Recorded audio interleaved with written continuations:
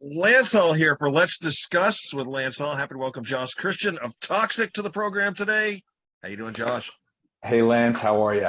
I'm doing well. Go ahead and take a drink. You've been Excellent. talking a lot, and you know what? Today's your birthday. Cheers. If you only knew what was in this beverage bottle. Happy birthday. Thanks, man. Thank you. Album coming out August 5th, Dismorta. I have heard an advanced copy. It is fabulous, Josh. Thanks, Lance. Thank you. Love it. Tell us a little bit. The title intrigues me. Tell me a little bit about that. We'll start there. Okay, sure. So the album title the album itself is a bit of a concept. Anybody familiar with old Toxik material will know that we like to do concepts, and this one is no exception. It's a light concept. You don't have to know the whole story to follow along, but Dismorta is almost like a collection of musical essays, let's say. And the title track is sort of the headline for what follows after it. So the record itself, in true Toxik form, again, anybody who knows our old material, we've always had sort of a social bend to what we sing about, our lyrics. Dismorta is a collection of songs that deals basically with what's going wrong in the world according to us, our perspective. But I think that we speak for a larger group with our perspective. So we're not. It's socially relevant. We have always been about what's been going on, and this record is no exception. So Dismorta, the title song, is Latin for this death. Basically slang. Dis is Latin for this, and morta is death. And what we're talking about is this need that we seem to have to self-destruct. We cannot get it together. We have everything available to us. We've got everything we need, and yet we just struggle on. So I hear you. Yeah. I loved the intro, very cinematic, and the same on the outro as well. And then it just settles into like the note I have here is a juggernaut of a song. I could see it as like a show opener. Yep. That's exactly how we saw it too. It opens the record well, and I think it is a good opener live. We played it live, and it goes over well. Awesome. Track 2, Feeding Frenzy. My note here says Face Melter. I mean, that just melted my face. Killer track right there. So those are your notes to yourself for myself the interview that I'm making. Cool. Face Melter. I like that. I'll remember that. Yeah. Yep. Feeding Frenzy is a quick one. And I'll tell you, I listen to a lot of music, of course, getting prep for these interviews and doing my radio show and stuff like that. And I'm not dissing anybody else's music. I hear a ton of fantastic music. Rarely is the time, though, when I got done listening to this album, I texted Dustin and I said, this is an incredible album. It really piqued my interest is what I'm, I thought it was great. That's awesome. Thank you, man. Thank you. That's very kind of you. So far the reception is really solid. People seem to really connect with it. I'm psyched. I'm psyched because it is kind of like again, we're taking a shot with it. It's not timid. It's a pretty ambitious album, and it's nice that it's connecting with people. It's good. The radical, the lyric I liked in that, the one line is where there's mass confusion, they turn fanatical. Mm-hmm. Wow, that's spot on, bro. Spot on. Mm-hmm. And then in Power, my note here is Crescendo of Guitars, and the line, the darkest hours will come, you will see. Little prophecy there? Well, hopefully not. Hopefully not. How do you put a current events themed record into a sort of fantasy motif when it's so real? Like, you're singing about something that you could kind of like almost stylize because it's so intense. But what's really scary about it is that it's real. So, again, gives this record a little extra dose of cynicism that I think actually gives it a little more power. No pun intended. And the song Power specifically is really taking a shot at all power structures.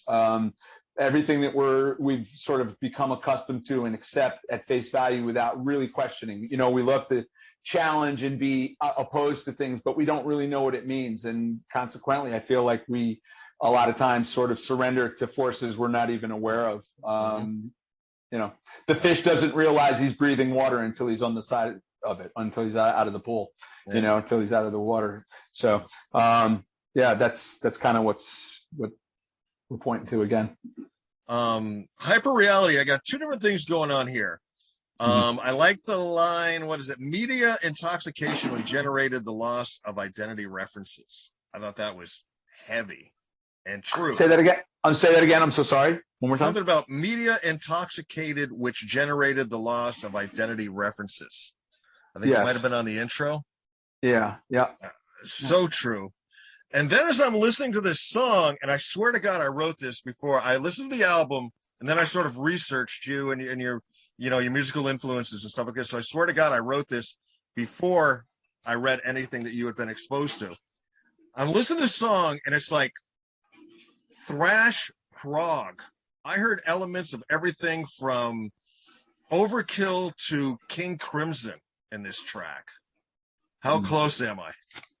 Yeah, no, that's an amalgam for sure. You know, it's one of Toxic's strengths. One of our skills is that we blend styles pretty well, and one of the styles that we incorporate successfully is progressive music. We've always used that in our song structure and our writing. That gives us a little technical flair, which makes it even a little bit more of an artistic statement than it might be otherwise. And the mixture of the really, really heavy sort of primal thing with the sort of more cerebral progressive element is a nice, throwing all my $10 words here, nice juxtaposition. You know, like it makes for a good tension and resolve, or maybe no resolve in our song structure and our songwriting. And it's a cool mix.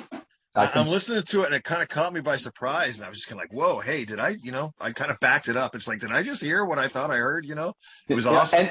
And it's still kind of got a catchy hook, like that song, especially in the chorus. What's going on with it will stick with you. It's not like it's not relatable. You can get with it, but it's definitely sort of asking you to come and listen again, for sure. Yeah. Moving on to Creating the Abyss. Now here, though, just a freight train of a groove. This is just a groove right here in this song. Yes. Yeah. Big smile on my face. Big smile on my face when you say, yeah, that's a cool track for us. You know, I feel like there's some moments on this record that we're really breaking out of what's expected from us. You know, we're sort of known as a thrash band and a tech thrash band, but what does that really mean? You know, and I feel like some of our other influences are creeping in a little bit in the songwriting, and it seems to be acceptable to the listener, which is, I'm happy to find out. That's got a killer groove. Gonna skip down to Chasing Mercury. I love the title. And a great message there as well. And the outro, I've got ambitious. Just you get real ambitious on that outro. That I really, really liked on that one. Where did you come up with the title on that? I'm curious. That's interesting. So a friend of mine had said it in reference to, we were talking about not being able to, how you can never contain. It was, and that's why it showed up on the record. It was in relationship to social situations. You can never really expect any one thing to flourish, and nothing ever seems to work for very long. And it's like chasing Mercury. And I thought it was really poetic when she said it. I was like, oh, Chasing Mercury. I'm going to write a song and call it that. And I did. That was cool. How that title came. Yeah. That's cool. Now, here's where I think you must have paid, I know just about every band I talk to says they do this, real close attention to sequencing, because the way Chasing Mercury kind of outros and Devil in the Mirror intros, I love that segue. You get just a tiny bit of a breather, you know, because you've been rocked hard so far through this album, you know, and you get just that little bit of a moment, and then you go right back into what I call a cyclone of guitars on Devil in the Mirror. We did, thank you. I like that, Cyclone of Guitars. We did that a couple of times on the record intentionally, because could really feel the intensity of the album itself is really a freight train.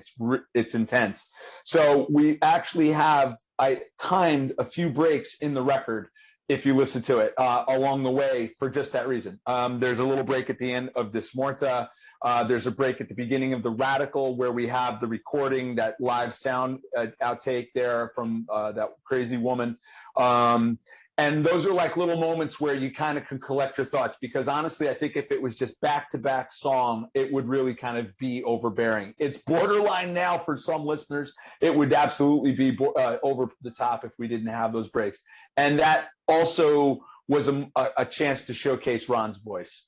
Ron's got a great voice and does an amazing job on the record, man. I'm so lucky to have him on board and everything that he brings to the table. And like, I don't know, you're only hearing one side of his vocal range when he's doing the scream and heavy thing. And I wanted to kind of somehow stuff that in there where you could hear that soft voice that he's got, that other singing style that he can do so well, you know.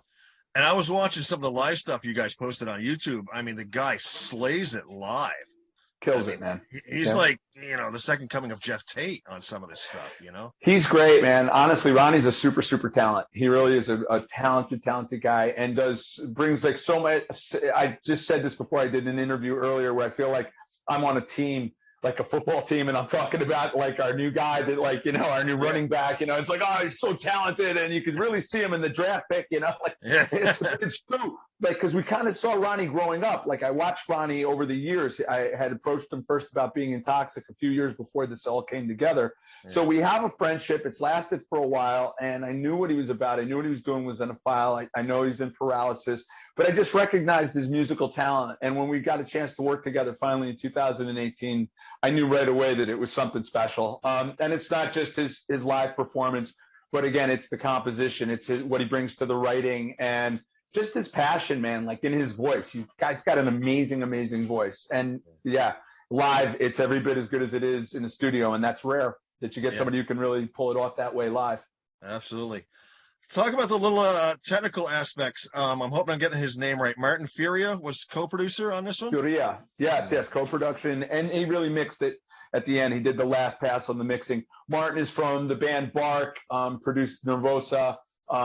Is the guitar player now in Destruction as well. Martin does a lot with a lot of people. He's a really talented guy. He's been doing sound for people at the stadium level forever.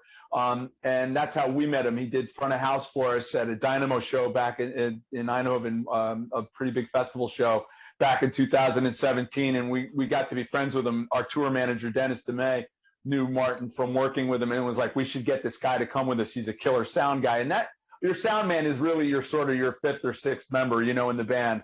You need a sound man who knows what's going on. So when it came time to mix the record, we had a few different names that were in the pot, but budgetarily and just timing wise, it just made sense to work with Martin. He already knew our music so well, and we're really happy with the production. He did a killer job. Cool. And then the mastering done. This is a name I've heard a lot in metal, Mayor Applebaum. Yes, we're lucky enough to work with Mayor. Yeah, Mayor's badass and works with everybody. We're lucky to have him too. Really good. Yeah, I feel like the album was already kind of like on a peak. When you're recording a record, you can feel it. You can feel the energy of the recording. And I knew it was already kind of on a good roll, but when I got those two guys in, the way they came in right at the end, you could really feel like it was like coming across the finish line in a sprint. You could feel it. It was like, oh, wow. Okay. So they both brought something to the production, I would say. Were you guys able to record any of this together, or were you all separate and recorded and then did it the file share way? No, we recorded a lot of it together. We did a lot of it. And what we didn't record together, we recorded together anyway, because I was engineering for the whole thing. I recorded all the music. So even if the band wasn't playing, it was me and Jim together, or Jim and I together, or Shane and I together, or Ron and I. Like, I was there for the making of all the tracks. So while maybe the band wasn't in the same room for every part, they never are. And in a way, this was a pretty traditional recording. Like, the band laid down its own tracks. Yeah. Nice. And then, of course, the album artwork. I'm trying to read my own writing here. Is it Alice Byrne? Alcides Byrne. Alcides, yeah, it's okay. Brazilian. Okay. Badass. Another guy that sort of came in at the 11th hour. We had another plan for the artwork. It fell through. And Alcides came in and brought his talents and really did a great job. We had the design already. You know, it was a concept that was already being kicked around, but we needed somebody to bring it out, and he killed on it. It really, I think it adds a lot to the production. It's very different from all of our other covers. It's a new day for Toxik in a lot of ways, and that artwork represents that. That's cool. You know, speaking of new days, let's go back to old days a little bit. You know, when your first few albums came out, of course, you know, they're legend in metal, in the metal sphere of things. But at the time, I think I read one interview with you where you said at the time the label didn't really know what to do with you, what to call you, or anything like that. Do you find it easier today being able to be so a hands-on approach with everything? Maybe. Our label, we're working with Massacre now, who's really, really solid on what they do. They know metal. They know how to meet the audience and bring out what people want to hear. And I just, again, did an interview earlier where we're talking about it. Like, we had a couple of different labels that we were really interested in working with, and Massacre was one of them. So that has a lot to do with how we're connecting now, and you know what we're doing, the way we're doing things. We're going through their channels, and they're giving us a structure that we didn't have before. But being in control of it, like having your hand on it every step of the way, really does change how your music is managed. And I like, sometimes it's easy to get misquoted, or not even misquoted, it's misunderstood. It's not a misquote, but maybe the way I said it doesn't necessarily reflect it well. Because I've kind of talked a lot of shit about Road Racer over the years, and Roadrunner, and they were Road Racer when they signed us. But I have to say that Roadrunner, to their credit, has kept our name alive for a long time. I will say that I think that they sort of mishandled us back when, but that was so long ago that there's really no need to even bring it up. And going forward, you know, we've learned a lot. There's no excuse to not have your shit together at this point in the game, for me especially. So I don't have any sour grapes. I am happy to have the control that I do now.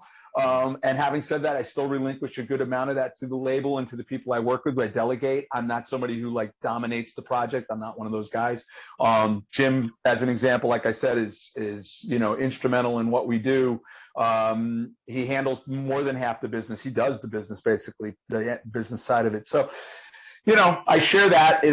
That's a different approach than what I used to have. So that's a lower stress thing. But overall, I just feel like we're on this record, especially, it's the most complete that we've ever been. And it's really, it took a long time to get here. You know, it's sort of a weird arc for us to have that many years between that last full length release and this one.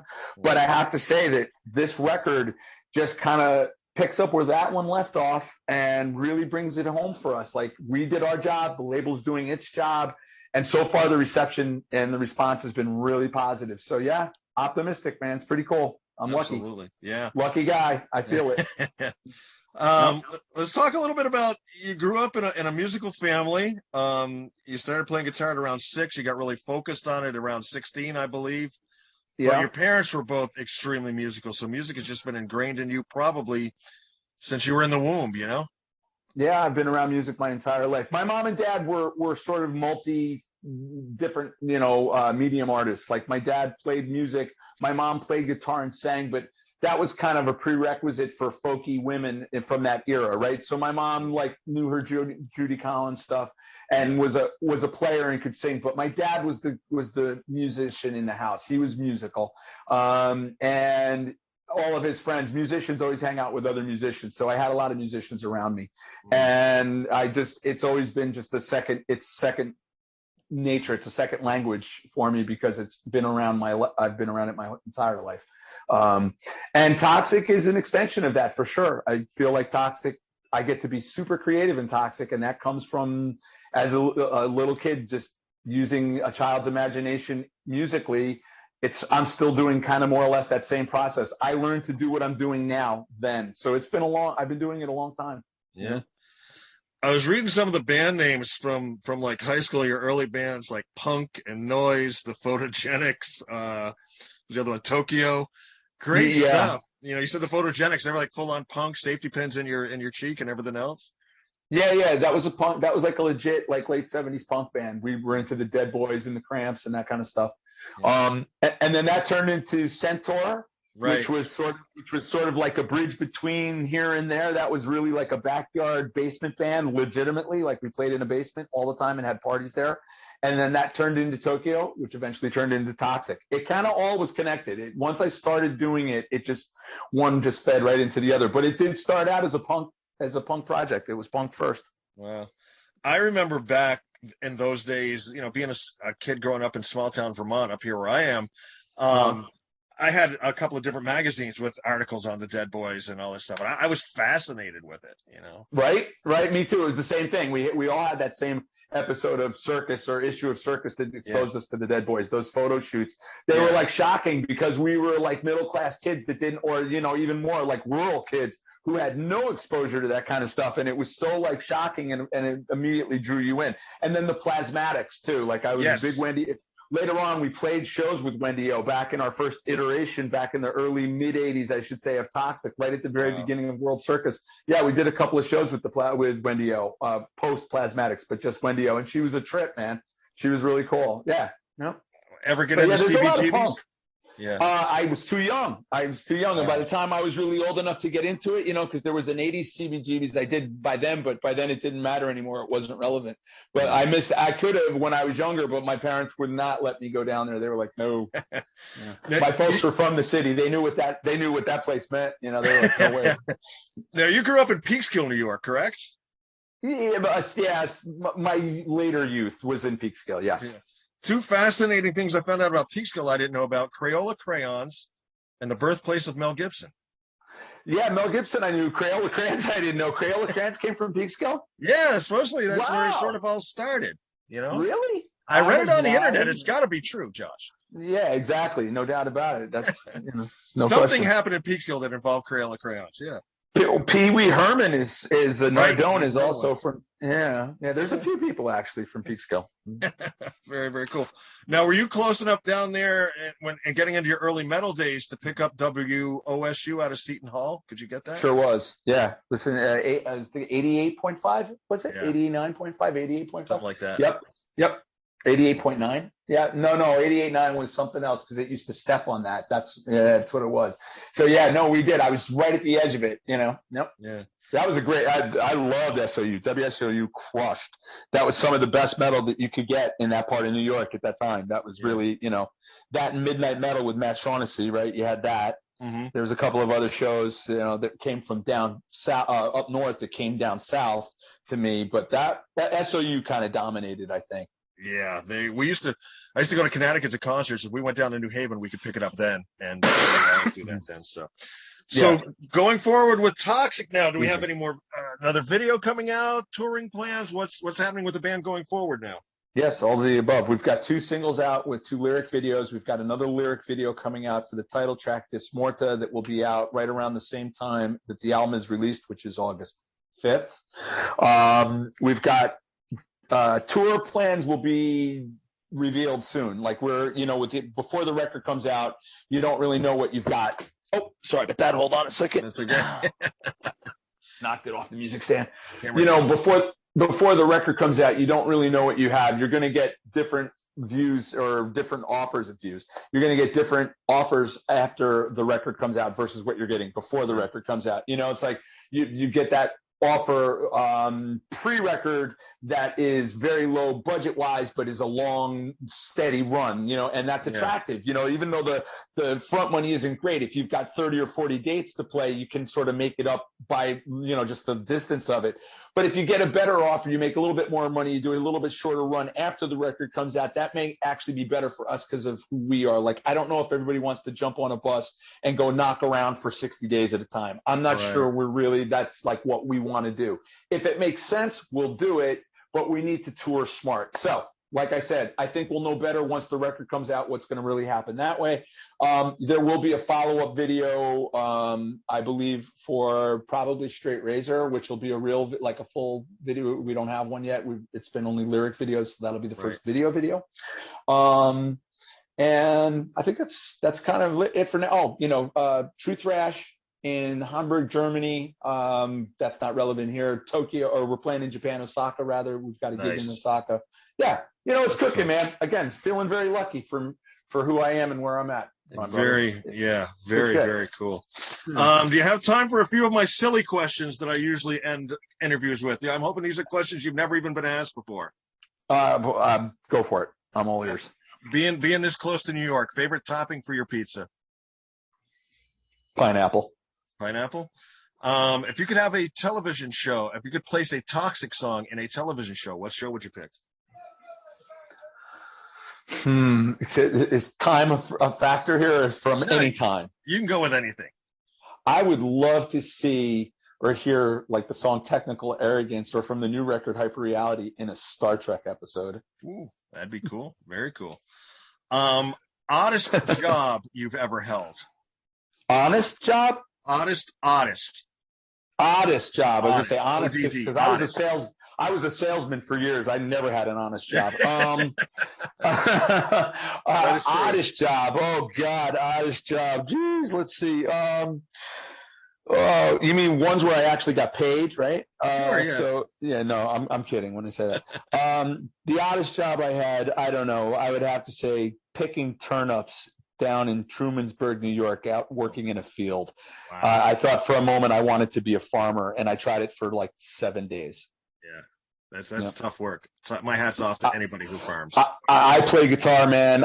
You know what? I will sit and write songs for those people. My hat is off to them. That is hard work. Yes. First car you bought with your own money? A 71 Buick Skylark. Ah, nice. What's something you splurge the most money on now? Crack, hookers. Okay. No, I'm only kidding. Splurge money on now. Probably guitars. I'm like, I collect guitars. Like some women know not to throw stereotypes around here, but I like shoes. I'm like that with guitars. Like I have a crazy guitar fetish going. So guitars. If you could speak any language instantly, what language would you pick? Well, I already speak them all, so okay. No. If I could speak any language, I would just speak the language of love, of course. I was waiting for that. Yeah, I had to say it, right? I don't know. I would love to be able to speak Japanese right now. All right, cool. If you could go back in time and eat one of your mom's home-cooked meals from your childhood, what would you have her make? I'm hanging up right now. You're going to make me cry. I think I'd have to go with my mom's spaghetti and sauce. All right. We'll bring it. We'll try and lift you up here a little bit. Last one. This is the one we have the most fun with. If they were to make a biopic of your life, what actor would you have play you? And it's your movie, your life. You can pick anybody. Oh, definitely would have to be Sidney Poitier for sure. Okay. And what picture? Like, wait, what's the second half of the question? No, if they were to make a biopic of your life, what actor would you pick to portray you? Yeah, for sure. Sidney Poitier, for sure. Yeah, no doubt. Yep, 100%. You'd have him say, they call me Mr. Christian? That's correct. Exactly right. That's exactly right. Josh, was there anything we didn't talk about, anything you didn't get to say during this interview? The floor is yours. No, on that last round of questions, I feel completely out of gas. That was awesome. All right. Josh, best of luck going forward. Safe travels. May all your shows be sold out. Wow, man. You too. Thank you so much. I really appreciate it. It was fun. All right. Thank you. Take care. Okay. Bye-bye. Bye-bye.